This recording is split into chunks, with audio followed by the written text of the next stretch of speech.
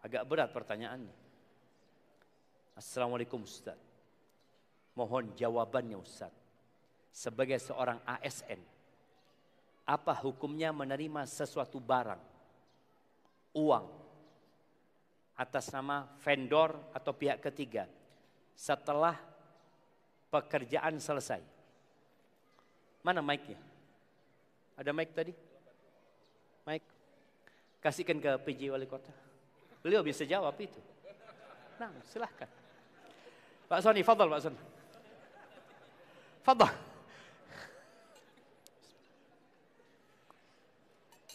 Ini urusan sama negara ini. Boleh nggak sama negara terima? Sama negara, bukan bicara agama Pak Soni.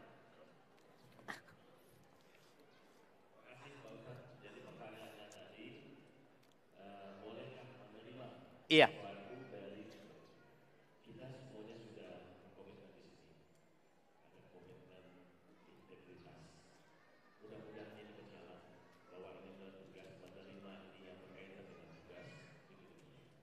Ya, alhamdulillah. Selesai sudah jawabannya. Nah, artinya nggak perlu tanya sama Ustadz. Ini perkara Nabi SAW mengatakan istafti qalbak. Engkau minta fatwa sama hatimu aja. Kira-kira kalau ketahuan sama atasan, bagus nggak? Ya enggak lah, nggak boleh. Secara hukum negara nggak boleh. Disebut apa? Gratifikasi. Jadi harus dikembalikan ke negara. Nanti kasihkan ke negara, ya fadol. Jadi pemasukannya negara. Jangan dibawa pulang. Loh Ustaz, ini kan dia ikhlas ngasihnya Ustaz. Ana udah tanya, ikhlas katanya. Antum sudah dapat gaji atas tugas itu. Berdasarkan itulah antum tidak boleh menerima perkara-perkara yang merupakan tugas antum. Kecuali setelah antum bekerja, antum kerja lagi, buka usaha atau apa, ya lain lagi, itu pemasukan lain. Tapi income yang antum dapatkan dari tugas harus kembali ke tempat antum bertugas. Tapi sayang Ustaz, antum kalau tolak dan antum kembalikan ke negara, Allah akan kasih berkah di rezeki antum. Allah akan kasih berkah. Antum kan akan berpikir nilainya ya Allah banyak ini. Ana pernah ketemu dengan seorang jenderal. Dia pada waktu itu Kapolda. Dia cerita, Ustaz, ana ini bingung Ustaz, kata dia. Dengan sistem yang ada. Kata dia. Setiap hari Senin apel, ana itu selalu memberikan motivasi kepada anak buah untuk menjadi orang yang amanah, ya tadi integritas ya. Ana sudah sampaikan, nanti ana masuk kantor Ustaz, ada amplop yang lewat lagi. Ya Allah, kata dia. Iya. Tapi kita tidak boleh biarkan ini jamaah. Karena ini akan rusak sampai anak kita nantinya. Terus sistem itu ya harus ada yang memutus. Enggak lah, bismillah. Dan insya Allah ketika antum menolak itu rezeki antum tidak akan berkurang. Tapi kalau antum melihat nominal, antum akan sayang. Tapi enggak. Antum kembalikan ke negara sebagai seorang rakyat yang ingin negara ini maju. Dan kalau nggak salah Bapak Prabowo baru saja ya memberikan arahan yang benar-benar tegas untuk masalah ini jamaah. Dan semoga 5 tahun ke depan negeri kita dan selanjutnya menjadi lebih baik jamaah. Maka nggak perlu tanya sama Ustadz ini jamaah. Tanya sama Bapak PJ Wali Kota sudah dijawab tadi. Assalamualaikum warahmatullahi wabarakatuh Ustadz. Ana mau bertanya.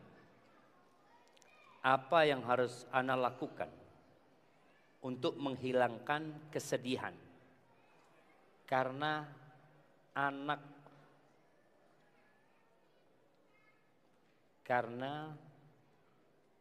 ditinggal anak sudah 2 tahun, karena anak ditinggal anak sudah 2 tahun, kesedihan selalu melilit anak setiap waktu, ditinggal anak. Nah, barakallahu fiik, yang pertama, antum baru kehilangan 1 anak. Nabi SAW ditinggal oleh Al-Qasim, ditinggal oleh Abdullah, ditinggal oleh Zainab, ditinggal oleh Ruqayyah, ditinggal oleh Ummu Kulthum, ditinggal oleh Ibrahim. Beliau juga mendapatkan cobaan yang lain yang banyak sekali. Maka bagaimana sikap kita ketika ditinggal anak? Sedih wajar, tapi jangan berkelanjutan. Karena kesedihan itu membuat orang tidak produktif. Sedih ketika ditinggal, waktu itu saja silahkan. Nabi SAW menangis ketika tinggal anaknya Ibrahim. Sampai Abdurrahman tanya, wa anta ya Rasulullah, engkau juga nangis ya Rasulullah. Engkau juga bersedih ya Rasulullah. Kata Nabi SAW, ya Abdurrahman innahu rahmah. Air mata menetes itu rahmat dari Allah. Soalnya kalau nggak keluar air mata itu, kadang-kala orang jadi depresi, tertekan. Enggak, biarkan air mata itu keluar. Innaha rahmah. Innal qalba la yahzan. Wa innal aina la tadma' wa la naqulu illa ma yurdi Rabbana. Abdurrahman, hati bersedih, air mata menetes, tapi kita tidak boleh mengucapkan kecuali yang diridhai Allah Azza wa Jalla. Dan kalau bicara kesedihan yang berkelanjutan ini membuat orang tidak produktif. Nabi SAW berlindung, Allahumma inni a'udzubika minal hammi wal hazan. Aku berlindung dari kekhawatiran dengan masa depan dan kesedihan dengan masa lalu. Karena tadi, orang kalau sudah sedih, ya dia cuma diam, ingat sama anaknya.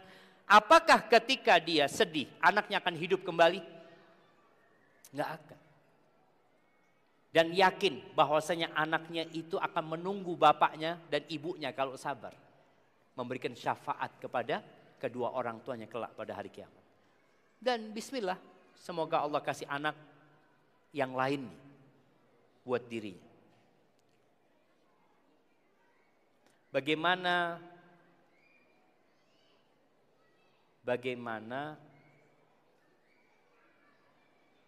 ibadah yang harus dilakukan, yang harus ana lakukan agar anak bisa ngumpul di surganya Allah kelak. Tapi kalau anak itu anak yang belum baligh ya, maka insya Allah anak itu akan memberikan syafaat kepada orang tuanya. Antum kalau tanya apa amalannya? Sabar dan ridho. Sabar dan ridho. Tapi kalau anak itu sudah baligh, yang mana kalau anak itu sudah baligh maka amalannya sudah dicatat. Maka hendaklah didoakan supaya diampuni anak-anaknya. Dan orang tua berusaha untuk menjadi lebih baik. Semoga Allah kumpulkan bersama anak-anaknya.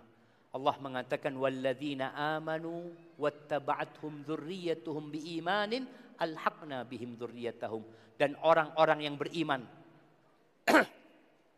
diikuti oleh anak keturunan yang beriman, maka kata Allah kami akan kumpulkan mereka. Barakallahu fikum. Assalamualaikum Ustaz. Waalaikumsalam warahmatullahi wabarakatuh. Semoga Ustaz selalu sehat. Saya sudah berumur 65 tahun. Sedang suami umur 64 tahun. Saya sudah lama berumah tangga. Kurang lebih 37 tahun. Saya sering mengingatkan suami saya untuk yang pertama sholat wajib di masjid, tapi sering dia kesal. 2, saya juga sering mengingatkan suami saya untuk membaca Al-Quran, tapi dia juga kesal. Suami saya tidak membaca Al-Quran sudah lebih dari 30 tahun. Walaupun ada membaca Al-Quran itu pun sejak dahulu semenjak anak masih kecil. Padahal saya dan suami saya akan berangkat haji tahun ini insya Allah. Bagaimana niatnya, bagaimana kiatnya untuk mengajak suami saya sholat di masjid dan untuk membaca Al-Quran setiap hari. Nah, jamaah, ini buat emak-emak ya. Emak-emak itu nggak dikasih tugas merubah suaminya, tapi tugasnya menyampaikan saja. Sebagaimana para suami juga nggak bisa merubah istrinya. Siapa yang merubah? Allah Azza wa Jalla. Dan keinginan orang itu untuk berubah. Maka nasihat ana buat ibu-ibu ini, jangan terlalu sering memberikan nasihat. Kenapa? Karena terlalu sering memberikan nasihat itu akan membuat orang itu jenuh dan kesal. Gak ada gunanya. Allah mengatakan fadzakir in nafa'atiz dzikra. Berikan peringatan ketika peringatan itu memberikan manfaat. Jadi kadang-kadang kalau kita ngelihat orang lagi marah, jangan dikasih nasihat. Orang lagi sedih, jangan dikasih nasihat. Tunggu dulu. Ketika dia sudah senang umpamanya, sang istri datang, bang, abang tahu nggak bang? Ternyata pahala sholat berjamaah di masjid itu 27 bang. Jadi abang kalau sholat di rumah dapat 1, ke masjid dapat 27. Belum lagi langkahnya, 1 langkah pahala, 1 langkah dihapuskan dosa, 1 langkah diangkat derajatnya. Subhanallah bang. Artinya sang istri bukan hanya mengatakan, ini kan umurnya di bawah dia ya. Kalau umurnya di bawah manggilnya apa kepada suami? Hah? Masa adik? Hah? Manggilnya apa? Abang, tetap abang. Masya Allah. Bang, udah azan tuh. Jangan gitu. Jadi lihat waktu yang nyaman, ya duduk ya sambil dipijetin suaminya. Ngomong, bang, abang gak ingin ke masjid nah bang. Aduh enggak lah capek. Ya bang, barakallahu fiik. Sudah tinggal. Karena dia pemimpin. Tapi kalau duduk bang, abang gak kepingin ke masjid? Enggak capek. Na'udzubillah, udah berapa tahun abang gak ke masjid? Berantem jadinya. Maka tolong cari waktu yang tepat dengan bahasa yang lembut. Dan sekali lagi, bahasa atasan ke bawahan berbeda dengan bahasa bawahan ke atasan. Kalau mamanya atasan melihat anak buahnya gak sholat. Masjid, siap dan berangkat ke masjid dia. Tapi kalau anak buah lihat atasannya ke masjid, Pak, masjid. Diskors dia jemaah. Maka subhanallah ya, bicara atasan ini, Ana pernah ingat isi kajian di Polres ya, di Polres salah satu kota di Jawa Tengah itu. Dia ngomong alhamdulillah Ustaz, sekarang Ustaz, anak buah kami itu kalau waktu zuhur ke masjid Ustaz. Akhirnya yang lainnya ikut ke masjid. Kenapa? Karena atasannya ke masjid selesai. Anak buah walaupun gak sholat jemaah. Ngelihat atasannya ke masjid, sholat dia jemaah. Sampai ada satu orang yang mewajibkan anak buahnya sholat ke masjid. Dan jadi imam gantian sama dia. Kalau sholat duhur, rebutan jadi imam. Sholat maghrib, mundur semuanya. Karena kalau sholat duhur gak ada suara. Kalau sholat maghrib ketahuan ini bacaannya bagus atau tidak. Tapi tadi bagaimana seorang istri menegur suaminya, diajak baca Quran. Bang, ayolah bang, aku yang baca abang yang bacain artinya umpamanya sebagai seorang istri ya. Paling gak 1 ayat bang. Minta kepada suami, bang baca 1 ayat aja. Ya, mana? Alif lam mim, dah. Gak apa-apa. Besok 1 ayat lagi. Besok 1 ayat lagi. Daripada 30 tahun gak baca Quran. Lebih baik tiap hari 1 ayat. Jadi minta kepada suaminya 1 ayat aja. Barakallahu fiik. Jamaah, sepertinya hanya sampai situ Bapak pejabat wali kotanya dan kepada semua yang hadir ana mohon maaf. Kalau ada kesalahan dari yang ana sampaikan, yang benar dari Allah Azza wa Jalla, yang salah dari diri ana pribadi. Allah dan Rasul terbebaskan dari kesalahan itu. Dan ana berdoa memohon kepada Allah agar kita dikumpulkan di surganya sebagaimana Allah mengumpulkan kita di tempat ini. Subhanakallahumma wa bihamdika asyhadu an la ilaha illa anta astaghfiruka wa atubu ilaik. Dan ucapkan jazakumullah khair buat para buya, ada Buya Dzul Hamdi dan para pengurus Islamic Center di sini. Wassalamualaikum warahmatullahi wabarakatuh.